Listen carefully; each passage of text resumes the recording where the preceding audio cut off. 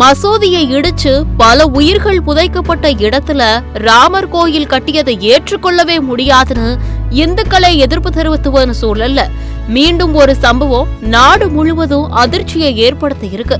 அதுவும் அயோத்தி ராமர் கோயில் திறப்பு விழா நடந்துட்டு இருக்கும் போது நடந்த இந்த சம்பவம் தான் ஒற்றுமையா இருக்க ஒட்டுமொத்த மக்கள் மத்தியிலேயும் வெறுப்பை உண்டாக்கி இருக்கு. All Indians are my brothers and sisters அப்படிங்கிற இந்த உறுதிமொழியை யாரும் மறக்கவோ மறுக்கவோ முடியாது. யாதும் ஊரே யாவரும் கேளீர், இதுக்கு பொருள் எல்லா ஊரும் எம்போர், எல்லா மக்களும் எம் உறவினரே என்பதுதான்.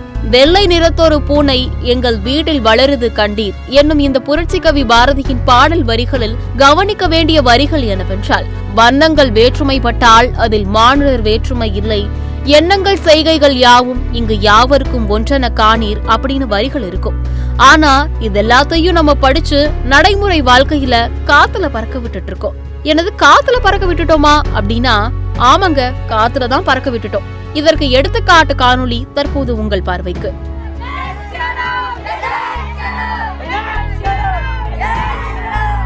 சமீபத்தில் அயோத்தி ராமர் கோயில் திறப்பு விழா நடைபெற்றது. அப்பொழுது ஒடிசாவில் கோராபுட் மாவட்டத்தில் உள்ள தேவாலயம் மற்றும் பள்ளி வாசல்களில் ஒரு சிலர் ஜெய் ஸ்ரீராம் என்னும் கோஷத்தோடு ராமர் கோயில் கொடியை நட்டு ஆவேசமாக கூச்சலிட்டனர். இவர்களின் இந்த செயல் அனைவரையும் அதிர்ச்சியில் ஆழ்த்தியதோடு முகம் சுளிக்க வைத்தது. இதனை பார்த்த அனைவரும் அவர்களை சமூக விரோதிகள் என்றும் மத பிரிவினையை தூண்டுபவர்கள் என்றும் கடுமையான கண்டனங்களை தெரிவித்து வருகிறார்கள். இது குறித்து நமது சத்தியம் டிஜிட்டல் டீம் வழக்கறிஞர் அருள்மொழியிடம் உரையாடியது. அந்த உரையாடல் தற்போது உங்களுக்காக.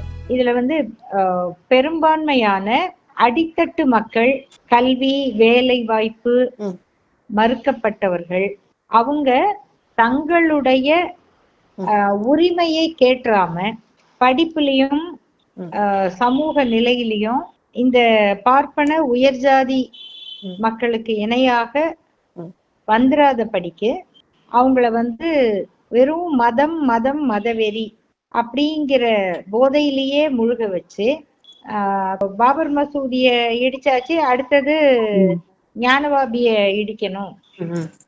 இதுக்கெல்லாம் நாள் குறிக்கிற வரைக்கும் எதையாவது இடிச்சுக்கிட்டே இருக்கணும், அல்லது மற்ற மத வழிபாட்டு இடங்கள் மேல இவங்க போய் என்க்ரோச் பண்ணி அத்துமீறி தங்களுடைய அடையாளங்களை நாட்டணும் அப்படிங்கிற நோக்கத்தோட அந்த இளைஞர்கள் இன்னைக்கு வன்முறை ஊட்டப்படுகிறார்கள், வன்முறை உணர்ச்சி ஊட்டப்படுகிறார்கள்.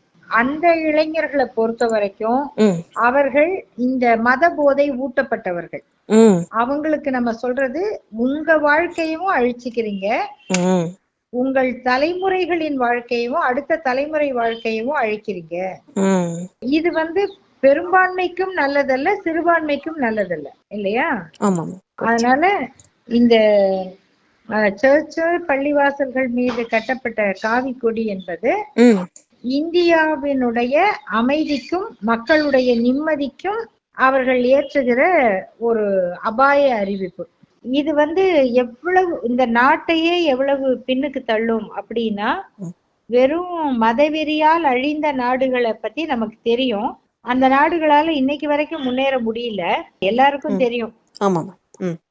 அந்த நாடுகள் வரிசையில இந்தியாவை கொண்டு போறதுக்கு RSS வழி நடத்துது. இனிவரும் தலைமுறை உண்மையை உணரும், அவங்க அதுக்கு வெட்கப்படுவாங்க. இனி தெளிந்து துணிந்து மீண்டிடல் வேண்டும். வேற்றுமையில் ஒற்றுமை காண்போம்.